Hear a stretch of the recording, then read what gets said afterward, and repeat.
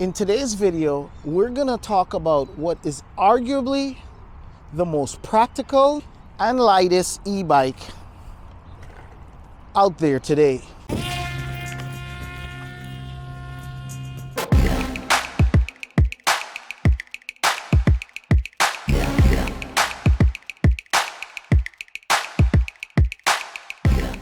Now you're probably thinking, e-bike? That looks like a regular bicycle. Yes, that's what people always say to me since I've been riding this. And that's what makes this probably the easiest and fastest e-bike to set up.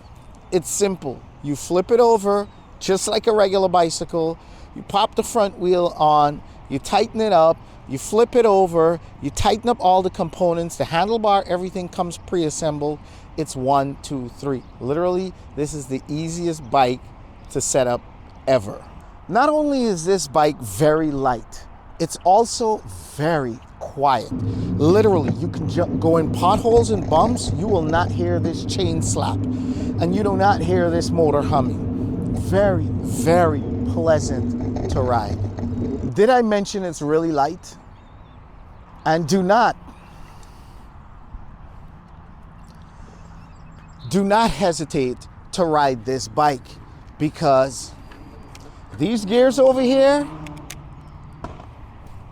boy oh boy, they are so smooth and clicky and easy to shift. And this one right here has a double click, so you can actually change 2 gears with 1 stroke of the finger. Now I gotta show you something. See over here, it's got a screw here. And right here on the rear, looks like it's accommodation for a fender. I can tell there's some kind of aftermarket fender that's probably going to be coming out for this bike that will help to prevent water from splashing up on you. However, I have ridden this in the water. Naturally, it's my job. And with my backpack on, I can tell you the back here did get dirty, and the pole a little bit did get dirty, but nothing ever got on my pants or my sweater at the back, or nothing even got on my backpack. So even though it was spilling up water, it wasn't enough to get on my back. Now, it wasn't pouring rain or anything like that, as you could see, but it's a good puddle test. So at least if you're gonna ride in and out of puddles, you're good to go. Now, we've got to talk about this seat right here. When I first saw this seat, I said to myself, no, this will never work. It's too thin and I'm not going to be comfortable there. Well, I was wrong. This seat, yes, it is thin, and that's part of getting a lightweight bike, but it is plush. It is padded, and padded nice and firm. So I was surprised to jump on this bike, and this seat was actually very comfortable. But there's a caveat. And that is, it's not comfortable for very long. After 20 or 30 minutes, you will start to feel it in your butt. So that might be one of the first things you want to upgrade. But if you're going for short, quick rides, beautiful. I'm actually going to get my seat upgraded now, and then we'll talk more about the seat and the suspension in a bit. Check this out. This is pretty much your display unit over here. Yeah, no big fancy displays, and we'll talk about that in a little bit, but this is very practical. This little black pad here is your power button. You just press it and hold it for like 4 or 5 seconds, and you'll see the lights start to blink. It powers up. This is your battery meter right here. I've got all 4 bars, which is good. I'll touch my finger right here on the plus.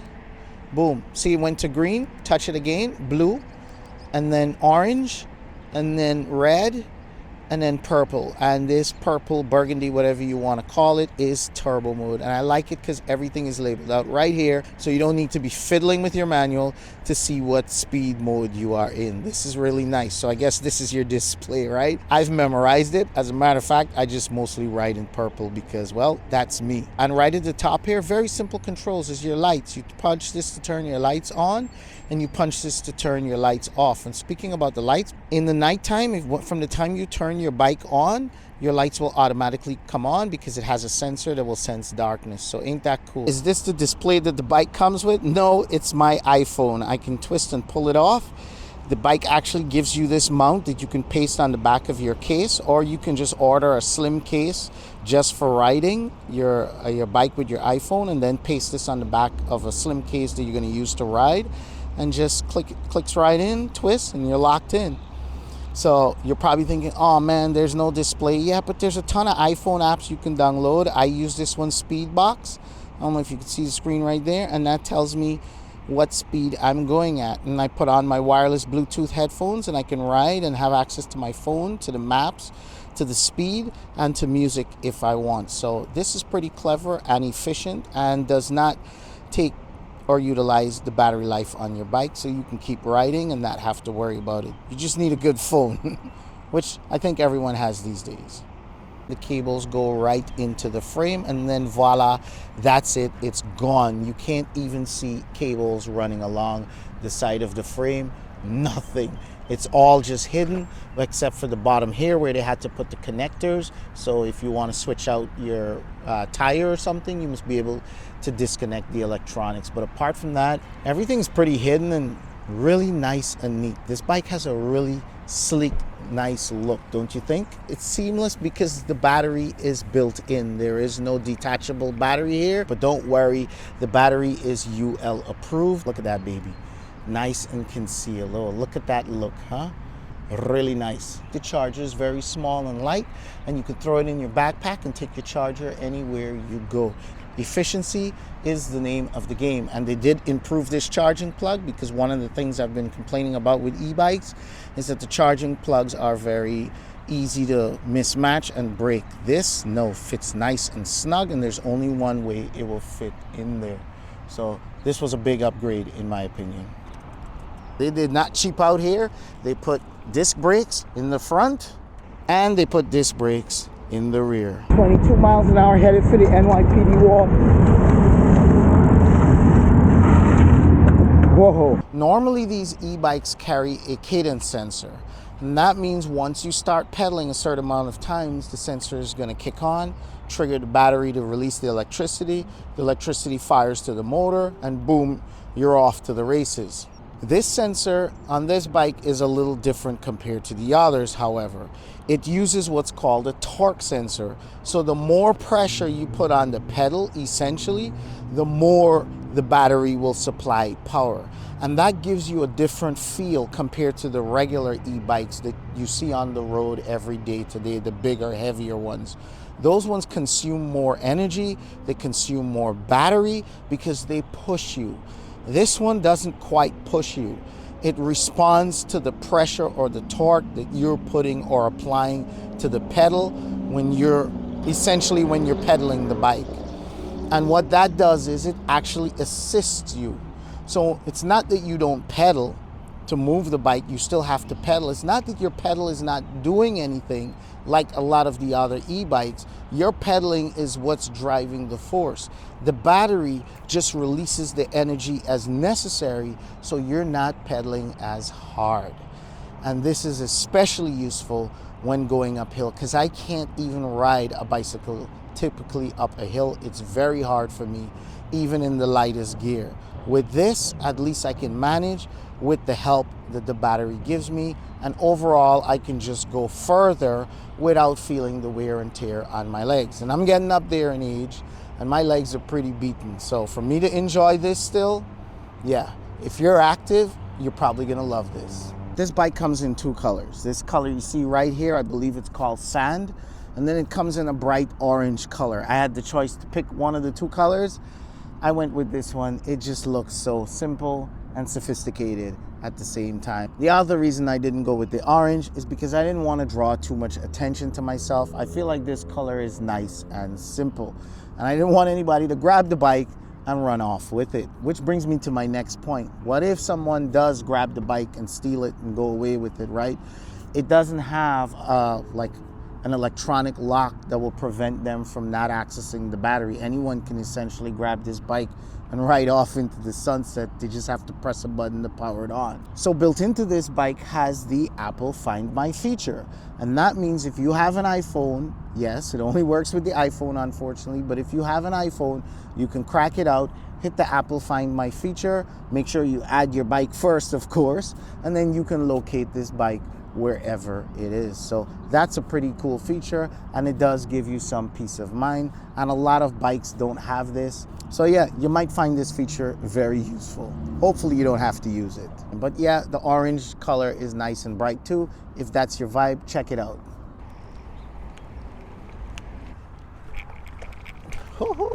So is this bike perfect? No, there's nothing in this world that's perfect. I say that all the time. What are some things I would have liked to seen on this bike for me, and this might not be for you, but I wish the handlebar could have extended up a little bit higher. And it doesn't even bother me all the time. It's only when I go for really long rides. I don't know why. I like to go for long rides, but that's the only time the handlebar being a little bit low just affects me. Maybe I'm tired, maybe I'm fatigued.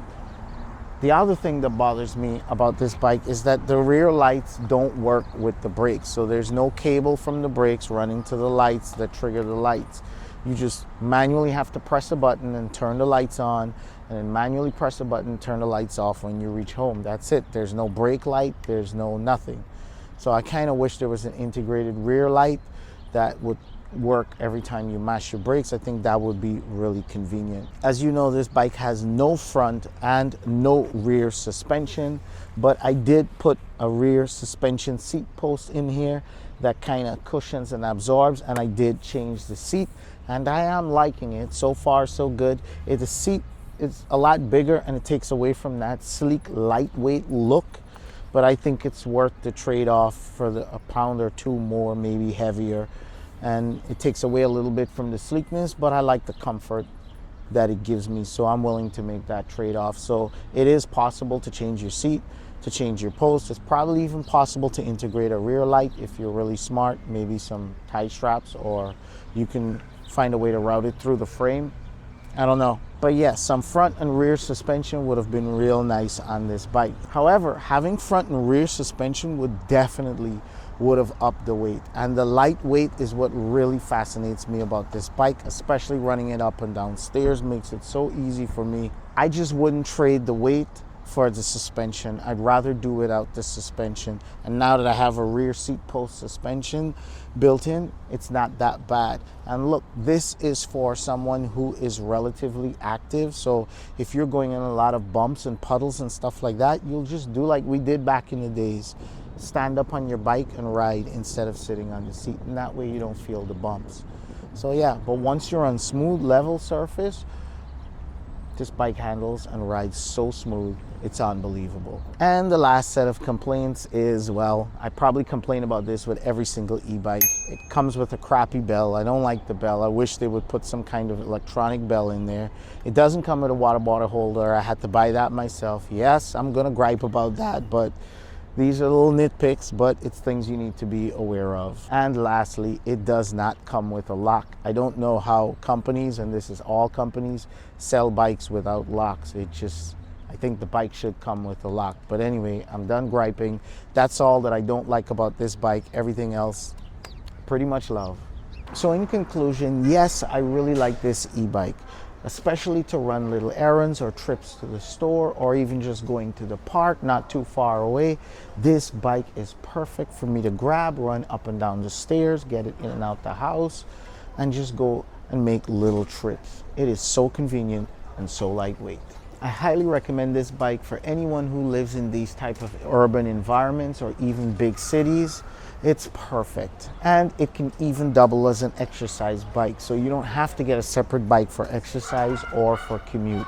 Just lower the pedal assist on this and you can put in the work, and when you feel like commuting, up the pedal assist and you do much less work, and you get from A to B in no time. And it blends in just like a regular bicycle. People won't even know this is an e-bike unless they stop and they take really good notice to what's going on here. It just blends right in. Now, if you're more into your conventional type of e-bikes, i.e. the bike does the moving for you, you either press the throttle, which this doesn't have because it's more geared for pedaling. But if you're looking for that type of flexibility where you can just press a button and the bike will take off and move, and you can get really long range without even having to pedal, then you're more in the lines of the typical, or what we call conventional e-bikes. And Velotric, the same maker of this e-bike, also makes those e-bikes too. I'm going to leave a card up here to the Nomad 1. It's actually my favorite e-bike. And yeah, you can go check that out if that's more of your style. But I would say if you're middle-aged, or not even middle-aged, but just a fit overall type of person, or someone who just likes to exercise, and you want something small and lightweight to take in and out of your house, this is definitely the way to go. With that being said, I've got to go. So it was nice chilling with you guys. Make sure you do all the YouTube stuff. Make sure you give this video a huge thumbs up. Make sure you hit like, subscribe. Think about becoming a patron. If you have any other questions, head over to Patreon. It's only $1 a month. Hit me up any questions there. You'll definitely get a response from me. I will do my best to help you. With that being said, well, I will catch you guys, well, whenever I can.